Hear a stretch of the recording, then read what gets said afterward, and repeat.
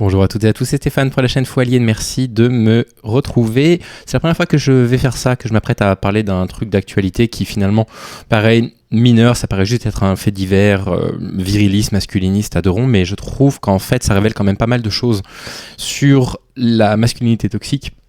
Ça m'a rappelé beaucoup évidemment de l'ouvrage de Lucille Peytavin, Le coup de la virilité.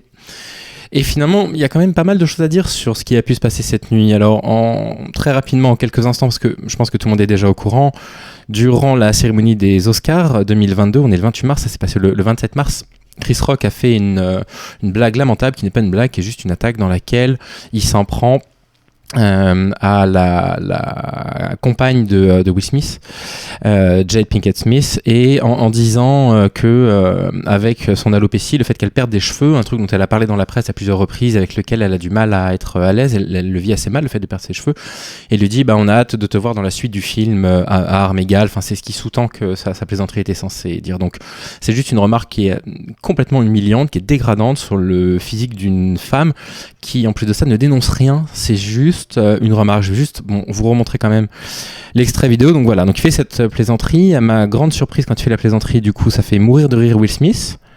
Sa femme là, elle est assez opportunée, donc j'imagine qu'elle lui a fait une remarque, et Will Smith va se lever en plein milieu de la cérémonie, s'approcher de Chris Rock. Donc là il le voit arriver, et là il le frappe assez violemment au visage. Oh là là, regardez-moi ça, on va pas le passer plusieurs fois. Et puis Chris Rock ensuite ironise en disant waouh, je viens de me prendre un coup par Will Smith. Ma première réaction, c'est à froid, parce que j'ai vu ça ce matin, là il est 15h quand je tourne la vidéo, c'est de me dire qu'il n'y en a aucun des deux pour rattraper l'autre. D'un côté vous avez Chris Rock qui fait juste une attaque ad personam, gratuite, dégradante, humiliante, qui n'a même pas de fond humoristique. C'est même pas un truc, pour se moquer d'une attitude. Vous avez des humoristes qui sont capables d'aller sur le terrain du sexisme et de dire des choses intelligentes et amusantes. Vous avez Ricky Gervais par exemple, parce que dans leurs blagues, en fait, ils se moquent jamais des femmes. Ils se moquent éventuellement des personnes qui vont se moquer du féminisme. Ils tournent à la dérision des principes qui leur paraissent un petit peu flous, mais ça reste des principes, ça reste des trucs d'idées. On peut ne pas être d'accord, on peut trouver du sexisme dans ces blagues-là, mais c'est jamais ad personam là, mais c'est juste dirigé contre Jada Pinkett Smith, quoi. C'est gratuit, c'est juste un gamin au collège qui tend le doigt et qui se moque du fait que quelqu'un perde ses cheveux. Et ça, c'est fait en direct à la télévision américaine pendant une cérémonie qui est retransmise en direct live dans plus d'une centaine de pays en direct. Donc c'est fait devant des centaines de millions de personnes. Vous vous rendez compte à quel point c'est dégradant, à quel point c'est humiliant, mais c'est lamentable. C'est lamentable, c'est nul. C'est le degré zéro de ce que soi-disant être de l'humour. C'est juste de la méchanceté, c'est juste du sexisme en barre. Et derrière, la réaction de Will Smith est tout aussi lamentable. Il se lève et il va frapper Chris Rock pour ça. Et je vais essayer de vous expliquer après pourquoi je trouve aussi la réaction de Will Smith lamentable. Donc voilà, donc la femme de Will Smith, du coup, Jada Pinkett Smith, c'est une comédienne américaine qui joue dans quelques films. Elle n'a pas énormément de rôles, et puis elle a eu une petite carrière dans la chanson, rien de bien marquant. Donc là voilà, et effectivement, actuellement, elle est en train de perdre ses cheveux, et elle le vit plutôt mal. Elle en a parlé en interview, que c'était pas forcément évident pour elle. Et Chris Rock dit, mais non, en fait, je me moquais je faisais une référence à Demi Moore ici, qui s'était rasé les cheveux pour interpréter son rôle dans à armes égales. Quand bien même ce serait le cas, ça reste pas drôle, ça reste une attaque, et c'est complètement nul. Donc moi, du coup, je me suis interrogé, je me suis dit, mais qu'est-ce qu'il fout là, en fait, Chris Rock ? Comment ça se fait qu'il continue à présenter la cérémonie des Oscars ? Et on se rend compte, alors je le savais parce que j'avais vu certains de ses spectacles, que c'est un type qui est un condensé de misogynie, de sexisme. Par rapport à son dernier spectacle, je vous ai pris juste un petit extrait, c'est un truc qui date de fin 2019, là, donc il y a 1 an et 4 mois, où une femme qui est féministe dit il y a des choses qui sont drôles dans son spectacle, mais qu'en fait quand il se moque des divorces parce qu'il fait passer les femmes pour des personnes alors attendez, non, c'est encore autre chose, ça c'est encore après. Il dit voilà, dans son spectacle il se moque de la façon dont Meryl Streep a des orgasmes dans ses films, etc. C'est complètement nul. Il fait également passer c'est dans l'article, vous le retrouverez, j'ai lu, je vous le mettrai en commentaire, les femmes qui divorcent pour des femmes en fait qui veulent simplement récupérer l'argent de leur mari riche. C'est nul. C'est nul. Qu'est-ce qu'il fait encore là, en fait, ce type-là ? Comment se fait-il que l'Académie des Oscars, qui est une académie qui est spécialiste dans le féminist washing, qui nous fait croire qu'ils ont compris les leçons du passé, les leçons d'Harvey Weinstein, et qui continue à présenter aux cérémonies des Oscars des acteurs qui sont accusés d'agression sexuelle, qui continuent à faire présenter la cérémonie des Oscars année après année par des hommes, et croyez-moi, il y a des femmes brillantissimes qui mériteraient ce truc-là. Je fais une petite parenthèse à la fin pour justement en parler. Comment se fait-il que cette académie, dans un truc aussi calculé, où tout est millimétré, où les interventions des vainqueurs sont précisées à l'avance, on sait exactement quel va être leur discours pour pouvoir chronométrer exactement, qu'ils aient laissé passer ça. Il y a eu des dizaines de personnes qui ont lu le script de Chris Rock. Et il n'y en a aucun qui s'est dit, ça, qu'est-ce que ça vient faire là ? Qu'est-ce que cette attaque contre une femme, qu'est-ce que la moquerie vis-à-vis du fait qu'elle perde ses cheveux vient foutre dans la présentation de l'Académie des Oscars ? Et c'est pour ça que je disais que c'est plutôt intéressant en fait de voir ce qui se passe par rapport à Chris Rock, on verra pour Will Smith après, ça montre à quel point Hollywood n'a rien compris en fait. Ils font du féminist washing, mais ils n'ont absolument rien compris à la thématique des violences masculines. Ils n'ont toujours pas compris que les agressions verbales, c'était la face cachée de l'iceberg, que ça faisait partie des choses sur lesquelles nous les hommes, on doit travailler. On doit travailler à tout prix, on doit travailler sur toutes les pyramides de l'iceberg. Évidemment que tous les hommes ne sont pas des tueurs de femmes, ça. Tuer une femme, c'est la pointe de l'iceberg, mais évidemment que dans cette pyramide, on a tous des choses sur lesquelles on doit pouvoir travailler, nous les hommes. Et les propos sexistes, on doit absolument travailler dessus, on doit pas les tenir. Et si quelqu'un les tient, on doit être en mesure de pouvoir réagir. Mais pas de la façon dont Will Smith l'a fait évidemment, puisque c'est pas simplement une critique là que je vais vous faire, c'est aussi des propositions pour réagir plus intelligemment. Moi, ce qui me rend fou par rapport à ça, c'est que derrière, du coup, Will Smith se lève et frappe Chris Rock. Ça, c'est de la définition de la virilité, de la masculinité toxique. C'est nul, c'est de la violence pure. Ça donne le message quand même une idole, Will Smith. Ça donne le message que quand quelqu'un subit de la violence, il suffit de lui foutre une tarte. Quelqu'un se fait insulter ou agresser verbalement, on lui met une tarte et le problème est résolu. Mais qu'est-ce que c'est que ça ? Mais qu'est-ce que c'est que cette image que ça donne ? Qu'est-ce que c'est que ce virilisme poussé à l'extrême complètement stupide d'une personne qui contrôle parfaitement son image habituellement et qui là avait l'occasion de faire quelque chose de formidable. Il avait l'occasion de monter sur scène, de prendre le micro, personne ne l'aurait interrompu. Qu'on me dise pas ça, c'est Will Smith, personne ne l'aurait interrompu, et de faire un speech sur le sexisme systémique, sur les violences que les femmes subissent, en disant voilà, cette plaisanterie-là n'est pas une plaisanterie, Chris Rock.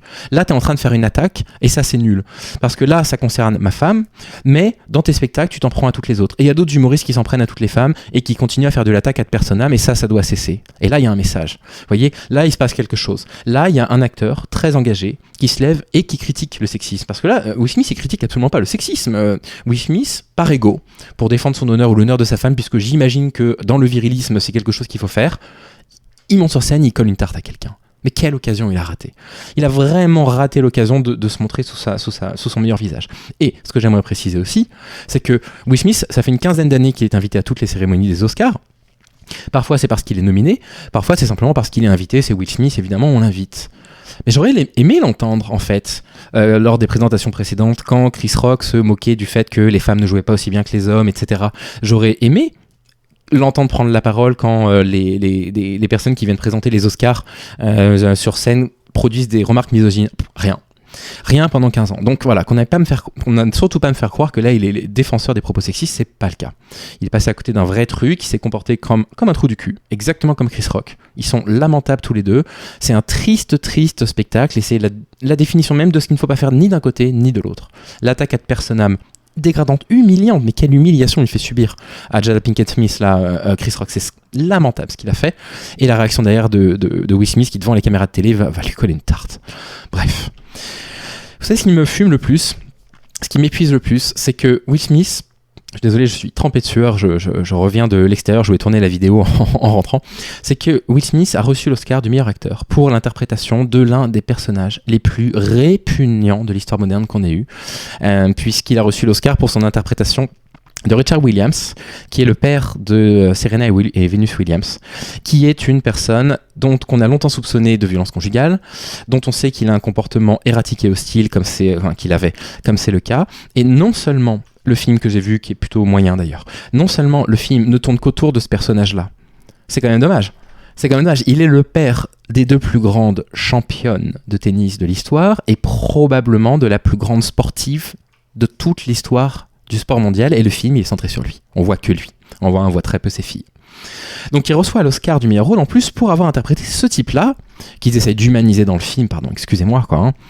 Un type dont on sait qu'il a été très violent avec Venus et Serena, et j'ai volontairement pris l'une des accusations les plus graves qui tournent énormément dans les milieux du sport, où les entraîneurs expliquaient que Venus et Serena arrivaient à l'entraînement avec les pieds qui saignaient parce qu'ils les faisaient marcher sur du verre brisé.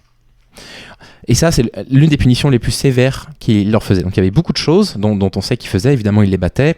On sait qu'il leur mettait des chaussures trop petits aux pieds pour leur faire mal aux pieds volontairement quand il n'était pas satisfait d'elle. Vous rendez compte en fait à quel point on a mis un film qui met en avant ce personnage-là par Will Smith, c'est pas cohérent avec soi-disant un mec, comme je peux le lire sur les réseaux sociaux, qui voudrait soi-disant défendre les femmes contre la misogynie, parce que c'est pas ça qui s'est passé. En plus de ça, il y a pas mal de critiques par rapport au film, en disant mais en fait c'est un film relativement sexiste pour les raisons que je vous ai données. Il y a beaucoup de personnes dans le public qui se sont dit mais comment c'est possible de faire un film sur le père des deux plus grandes championnes de l'histoire du sport mondial et qu'elle soit autant reléguée au second plan. Et ça me fume, ça me dépasse complètement. Des réalisatrices qui ont gagné l'Oscar du meilleur film, il n'y en a eu que 2 dans l'histoire. D'accord, les Oscars, je crois que la première édition, ça va être 1929, un truc comme ça. Il n'y a eu que 2 réalisatrices. Il y a eu Catherine Bigelow, c'était pour Zero Dark Thirty, le film sur la traque de Ben Laden, qui était interprété par Jessica Chastain, qui est une actrice hors du commun.